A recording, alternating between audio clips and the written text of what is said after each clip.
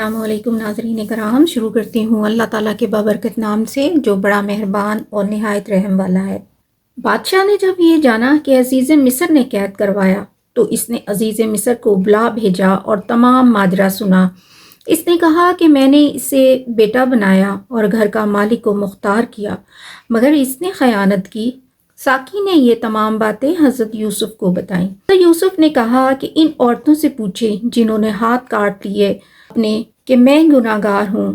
تو بادشاہ نے زلیخا اور تمام عورتوں کو بلا بھیجا تو زلیخا نے اعتراف کیا کہ میں ہی گناہ گار تھی۔ حضرت یوسف علیہ السلام بالکل سچے ہیں، باقی عورتیں مددگار تھیں میری۔ اے بادشاہ، جو خطا ہوئی مجھ سے ہوئی، جو چاہے مجھے سزا دیں۔ زلیخا کی بے قراری پر سب بہت رنجیدہ ہوئے۔ عزیز مصر نے یہ سنا تو زلیخا کو چھوڑ دیا اور بعد اس کے بیمار ہوا اور وفات پا گیا۔ کریان نے 40 زبانوں میں حضرت یوسف علیہ السلام سے گفتگو کی اور سب زبانوں میں ان کی مہارت جانی۔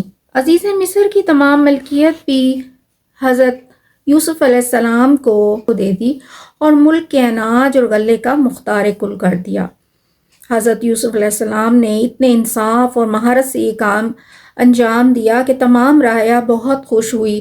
بادشاہ کو یہ سب معلوم ہوا تو اپنا تاج شاہی ان کے سر رکھ دیا اور اپنی تلوار بھی انہیں سونپ دی اور اپنے تخت پر بٹھا دیا، سلطنت ان کے حوالے کر دی۔ حضرت یوسف علیہ السلام اس روپ میں 14ویں کے چاند کی طرح تھے۔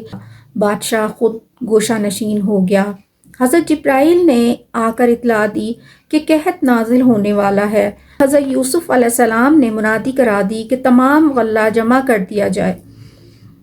مخلوق خدا قحط سے پریشان تھی کہ خبر ہوئی کہ مصر کے بادشاہ کے پاس غلہ ہے تو تمام لوگ وہاں کا رخ کرنے لگے اور غلہ لیتے۔